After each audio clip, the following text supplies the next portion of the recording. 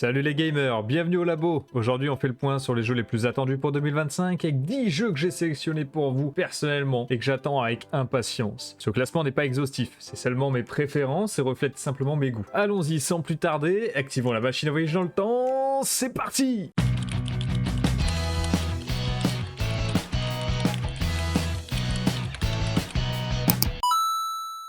Et on commence avec du lourd. Je parle bien entendu de The Void, jeu développé par Obsidian, qui sont à l'origine de titres tels que South Park, Le Bâton de la Vérité ou encore Fallout New Vegas. L'histoire se déroule dans le monde d'Eora, qui rappellera des souvenirs aux fans de PR of Eternity. Pour faire court, Eora c'est un monde mystérieux, sombre et où les habitants passent clairement plus de temps à vanquer les saloperies plutôt qu'à régler leurs problèmes d'épidémie. Le gameplay combine des combats à l'arme blanche, à distance, ainsi que des sorts magiques, ce qui offre aux joueurs une certaine flexibilité dans le style de jeu. Il sera possible de personnaliser son personnage et ainsi élaborer différentes approches pour résoudre les quêtes qui influenceront le cours direct de l'histoire. Donc, nous bénéficierons de l'héritage laissé par PR of Eternity en termes de lore. Un gameplay assez flexible où chacun devrait pouvoir trouver chaussure à son pied. Les trailers et premières démos montrent quant à elles des environnements soignés, qui mélangent un certain mysticisme et réalisme. Quant à la direction artistique, elle nous rappelle un certain jeu à fort succès, et je fais bien évidemment référence à Skyrim. Malgré tout, les développeurs vont devoir faire preuve d'ingéniosité pour ne pas recréer de simples copies ou extensions de titres déjà existants, et vont ainsi devoir dénicher de nouvelles innovations s'ils veulent se faire une place dans la dure compétition des RPG. Les graphismes proposés par leurs jeux ont l'air quant à eux assez décalés avec les standards actuels. Le style artistique est assez générique, ce qui risque de pas plaire à tout le monde. Les développeurs ont déjà répondu en interview que les graphismes étaient en retrait pour des raisons artistiques, pour privilégier une ambiance et conférer un charme visuel au jeu. En gros, je vous fais la traduction, c'est voulu, donc cassez pas les pieds. L'histoire principale compterait au total 13 heures de jeu et pourrait être doublée à 26 heures de jeu si on y ajoute les quêtes secondaires. Il semble être assez court par rapport à d'autres RPG majeurs et qui pourrait ainsi décourager les joueurs plus à la recherche d'expériences longues et denses. Malgré tout, il sera rendu disponible sur le Game Pass pour être intéressant pour l'essayer sans s'engager financièrement. Bref. Avowed, c'est un jeu qui promet beaucoup pour cette année 2025. Reste seulement à savoir s'il va vraiment réinventer la roue ou simplement peindre les rayons en bleu mystique. Ok, passons au deuxième jeu que j'ai sélectionné dans ce top 10. J'appelle à la barre Mafia The Old Country. Jeu développé par 2K Games à l'origine de la trilogie des Mafia que nous ne présentons plus désormais. Dans cet opus, grand retour en arrière pour en revenir aux origines du crime organisé, au début des années 1900 en Sicile. Vous savez, le petit bout de terre là, au bout de la botte de l'Italie, pour ceux qui étaient au fond de la salle en géo. Dans cette histoire prévue pour être sombre et immersive, vous incarnerez Enzo Favara, un jeune homme confronté à la brutalité du monde souterrain sicilien, naviguant entre trahison et violence pour survivre et gravir les échelons de la pègre. Puisqu'on ne gagne pas avec une équipe qui change, Mafia sera un monde ouvert qui mêlera exploration et combat intense. Le jeu met l'accent sur une reconstitution début 20e siècle pour garantir l'immersion du joueur dans le temps. Il aura juste pu m'emprunter ma machine à voyage dans le temps, au pire, le résultat aurait été garanti. Une fois encore, c'est l'Unreal Engine et sa technologie de pointe qui va nous permettre d'avoir des graphismes réalistes et détaillés pour recréer cette atmosphère unique de la Sicile des années 1900. On s'attend à des environnements variés, allant de la campagne pittoresque aux ruelles sombres des villes, du moins c'est nécessaire pour garantir cette fameuse immersion que le jeu nous proposait. Personnellement, m'imaginer au cœur du crime en Sicile début 20e siècle, rien que ça me donne l'eau à la bouche. J'espère juste que la reconstitution historique sera au plus proche de l'exact pour garantir notre immersion dans cette histoire. Bon, face à ça, j'espère également qu'il y aura des nouvelles mécaniques à découvrir et pas simplement un plat réchauffé des opus précédents, comme bon nombre de jeux l'ont fait avant lui. Peu de temps après la sortie de Void, les gamers sont de nouveau gâtés après Noël avec la sortie d'un gros titre. Je parle bien évidemment de Monster Hunter Wilds. Les développeurs et éditeurs japonais de chez Capcom nous ont promis cette année une nouvelle chasse aux monstres qui, je l'espère, saura rappeler nos instincts de tracker. Le jeu sera très certainement développé sur le Hero Engine, un moteur graphique propre à Capcom utilisé sur leur jeu depuis 2018. J'espère simplement qu'ils ont pu le faire évoluer depuis tout ce temps-là, car en juger sur les images montrées sur les premières démos, les graphismes ont l'air plutôt corrects mais ne pètent pas 5 pattes à un canard pour autant. Dans cet épisode, le joueur incarnera un chasseur, sans deck, explorant les terres interdites, une région inexplorée regorgeant de monstres plus redoutables les uns que les autres, et l'objectif sera de retrouver une expédition disparue tout en affrontant ces diverses créatures afin de collecter des ressources plus ou moins rares qui seront essentielles à la fabrication d'équipements. Bref, Monster Hunter quoi. Le jeu devrait proposer un écosystème dynamique avec des monstres qui pourront interagir entre eux et avec l'environnement de manière réaliste en fonction du climat ou même de l'heure de la journée. Ce nouvel opus introduit également une nouvelle monture, on parle ici des secrètes qui faciliteront l'exploration et vous aideront à traquer vos proies plus efficacement. La monture nous permettra également de transporter 2 armes distinctes, ce qui enrichira l'aspect tactique lors des affrontements avec des monstres plus coriaces. Une nouvelle mécanique fait son apparition, et pas des moindres, le mode Focus et le mode Strike, qui permettront aux joueurs de cibler spécifiquement certaines parties du corps de la créature pour dénicher des points faibles et augmenter les dégâts infligés. Le jeu a été très bien accueilli lors du Tokyo Game Show 2024, salué pour sa profondeur, son amélioration graphique et ses diverses innovations sur les mécaniques de jeu, ce qui consolide sa place dans les jeux les plus attendus de l'année 2025. C'est toujours un point qui m'effraie. La hype d'un jeu avant sa sortie, c'est bien, mais lorsque le public obtient trop d'attentes, il finit souvent déçu une fois le jeu en main. Restons patients et observons attentivement ce que Capcom est en train de nous cook. J'espère sincèrement que l'écosystème dynamique qu'il nous propose sera réellement présent, car il s'agit d'un réel défi technique pour le réaliser. On se rappelle aussi des opus précédents qui souffraient de problèmes de performance à leur lancement, principalement sur les consoles. Espérons pour ces joueurs que le jeu sera optimisé. Au pire, vous achetez un PC ou gardez votre console pour faire un dessous de verre, c'est une autre solution.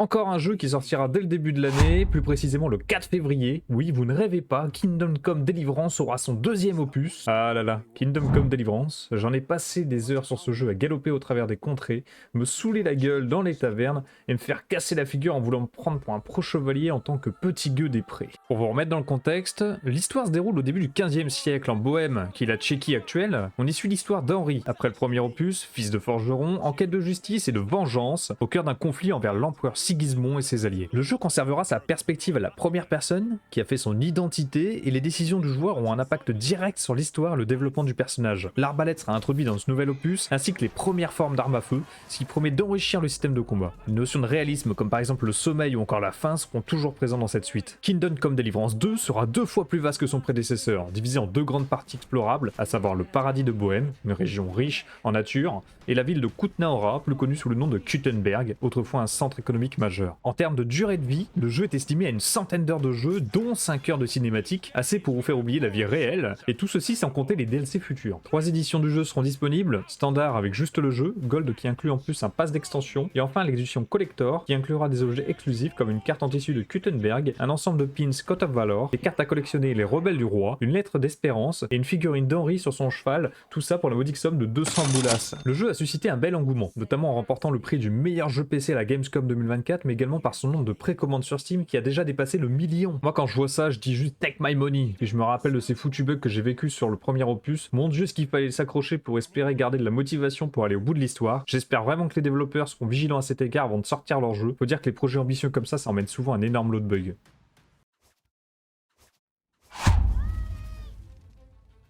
Nous l'attendons toujours avec impatience, ce qui devait être un DLC de Hollow Knight et qui s'est transformé en opus à lui tout seul. Je fais bien évidemment référence à Hollow Knight Silksong. Hollow Knight est un jeu d'action et d'aventure, et la suite, Silksong, a été annoncée en février 2019, mais reste à ce jour toujours en développement. Depuis son annonce, le jeu a suscité une grande attente parmi les joueurs. Initialement prévu pour une sortie en 2024, le jeu a été reporté à une date non spécifiée, alors on espère toujours le voir apparaître dans cette année 2025. Les craintes d'annulation ont été réduites lorsque le responsable marketing du petit studio australien a confirmé en mars 2024 que le développement se poursuivait. Dans cette suite prévue, le joueur incarnera Hornet, un personnage clé du premier opus, explorant un nouveau royaume peuplé de plus de 150 ennemis inédits. Le gameplay conservera son approche Metroidvania avec des améliorations et mécaniques propres à Hornet. Néanmoins, l'absence de communication régulière sur l'avancement du projet a suscité des inquiétudes et de l'impatience au sein de la communauté, ce qui à la fois engraine la hype autour du projet mais risque aussi de nuire sérieusement au petit studio s'il est repoussé sans cesse. On garde malgré tout espoir de le voir sortir un jour. Je préfère personnellement attendre pour espérer déguster un caviar plutôt que de bouffer de la bouse tous les jours au petit-déj. Doom. Rien qu'en disant le nom, un frisson nous parcourt le corps et une étrange musique d'heavy metal nous résonne dans les oreilles. Dois-je vraiment vous présenter cette suite de titres déjà acclamés de Doom qui est sorti en 2016 et de Doom Eternal? Annoncé lors du Xbox Game Showcase en juin 2024, nous l'attendons en 2025, bien qu'aucune date précise ne soit communiquée à ce jour. Le jeu se déroule dans une époque médiévale fictive où les démons envahissent le royaume déjà plongé dans le chaos. Le Doom Slayer, c'est vous, y incarne un croisé légendaire armé d'équipements médiévaux modernisés. Attendez-vous à des châteaux sinistres, des cryptes effrayantes et des champs de bataille qui mêleront chevaliers déchus et monstres infernaux. Nous retrouverons l'emblématique Super Shotgun revisité sous forme médiévale avec des éléments inspirés de l'époque. Mais nous pourrons aussi profiter de nouvelles armes comme l'arbalète explosive, des épées massives imprégnées d'énergie démoniaque et des boucliers destructeurs. Forcément, on s'ouvre à une histoire nouvelle, plus narrative, qui explorera les origines du Doom Slayer avant les événements du jeu moderne. Le passage à l'époque médiévale nous offre une esthétique originale qui tranche le vif par rapport aux environnements futuristes des précédents jeux. Et comment parler du jeu sans vous parler de sa bande son? Putain, Mike Gordon revient pour nous livrer sa bande son intense de métal. Quant à savoir comment ils vont gérer ce nouveau système de mêlée dans un jeu principalement axé sur les armes à distance, c'est un aspect qui me travaille personnellement.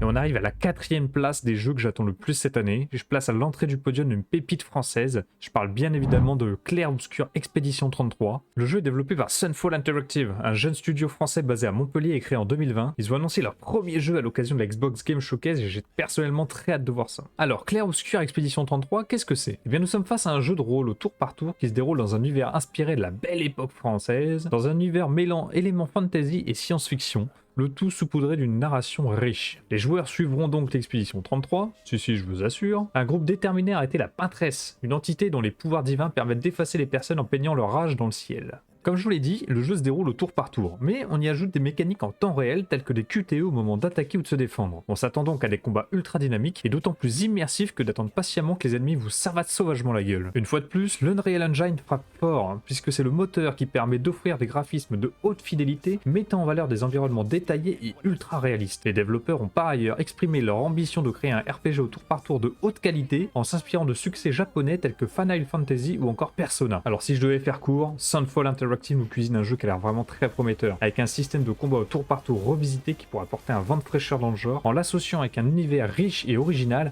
inspiré de la belle époque de notre beau pays qu'est la France, le tout saupoudré d'une narration qui semble vraiment captivante. J'espère sincèrement que le jeune studio saura faire face aux attentes qui lui font face, j'attends personnellement leur sortie avec impatience.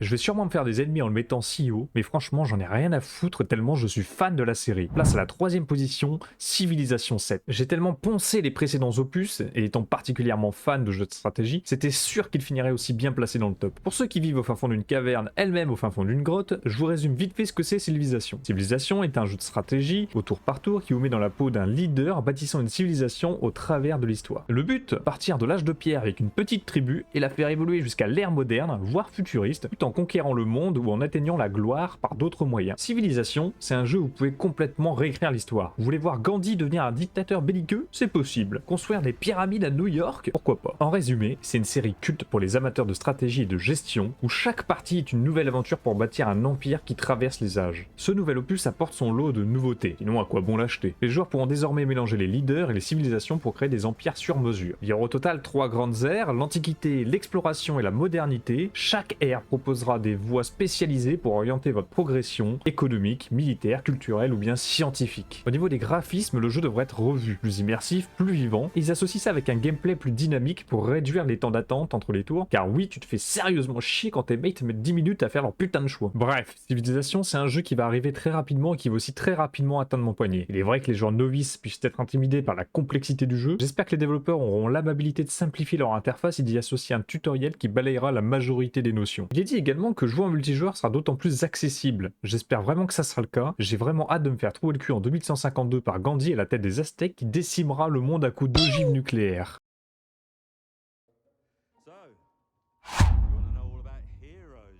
Et j'octroie la médaille d'argent pour Fable, un jeu tout simplement incroyable qui me replonge dans mes souvenirs lointains quand j'ai découvert cette fabuleuse série. Le jeu est développé par Playground Games qui, rappelons-le, a développé toute la série Forza Horizon. C'est eux qui auront la responsabilité de faire renaître le phénix de ses cendres et de raviver la flamme dans les yeux de nombreux joueurs et joueuses qui, comme moi, ont découvert les premiers volets étant plus jeunes et de la faire découvrir à ceux qui ont osé la rater. D'ailleurs, pour vous, je me permets de vous décrire ce qu'est Fable. C'est tout simplement une série de jeux RPG développés à l'origine par Lionhead Studio et publiés par Microsoft. Il se distingue particulièrement par son mélange d'humour satirique, de choix moraux impactant le déroulement de l'histoire, et un univers fantastique inspiré par des contes de fées. Ce jeu ne sera pas une suite, mais bien un reboot complet des volets précédents, qui permet à tous ceux qui ne connaissaient pas la franchise d'y jouer dès maintenant, vous avez plus d'excuses. Le jeu tournera sur le moteur Forza Tech, qui permet des graphismes tout simplement époustouflants, et permettront sans doute de redonner vie aux paysages luxuriants et aux villes animées de l'univers Fable. Tout comme Civilization, ce choix est assez personnel. Les fans de Fable doivent certainement comprendre la hype qui m'anime quand j'entends qu'un reboot complet est prévu sur la technologie actuelle. Car oui, si vous décidez de démarrer un Fable aujourd'hui, ça peut certainement vous piquer les yeux ou vous laisser morose par rapport aux concurrents disponibles actuellement. Malgré tout, restons concentrés. Bien que j'ai confiance en Playground pour la partie graphique et monde ouvert,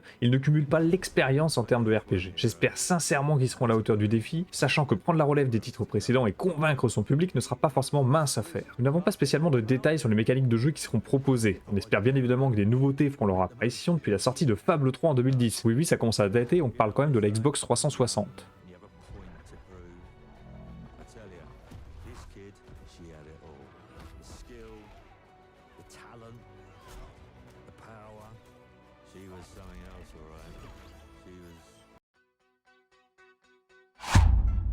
Nous y est, le number one que j'ai sélectionné dans ce top, qui met certainement tout le monde d'accord, je parle bien évidemment de GTA 6. J'ai eu du mal à y croire quand le premier trailer officiel est sorti. 11 ans se sont écoulés depuis GTA 5, 200 millions d'exemplaires vendus à travers le monde, et le jeu a encore su rameuter plus de 400 000 personnes en 24 heures, simplement en sortant leur mode survie au cimetière de Ludendorff. Il faut le dire, GTA est légendaire, et la suite promet de l'être également, surtout quand on sait que le budget alloué pour GTA 6 est estimé entre 1 et 2 milliards de dollars. À titre de référence, GTA 5 avait un budget de 265 millions et Red Dead lui avait coûté environ 544 millions. Non mais vous vous rendez compte des moyens mis en place? Et on connaît Rockstar, c'est pas le genre de studio à faire le même jeu tous les ans avec un ballon rond. Non non, lui quand il sort un truc c'est pour frapper un grand coup sur la table et faire taire tous ses concurrents. Et c'est ça qu'on aime chez eux. Difficile d'avoir de l'information sur le développement qui reste très secret. Quant à la communication, chez Rockstar comme souvent elle est très sobre, très discrète. Nous savons que ce nouvel opus se déroulera en revanche à Vice City, qui est une version fictive de Miami, mais on s'attend également d'avoir d'autres contrées avec une carte qui pourrait s'annoncer davantage plus vaste et dynamique. Nous savons que 2 personnages seront jouables, un homme et une femme, et que certainement la mécanique de jouabilité alternative entre les personnages sera toujours présente. Les graphismes du jeu devraient être à la hauteur des standards actuels avec un moteur Rage, spécifique à Rockstar, qui nous l'espérons aura été boosté aux stéroïdes pour nous en mettre plein la gueule. Certaines informations laissent à penser qu'il sera possible d'avoir des narrations interactives avec des choix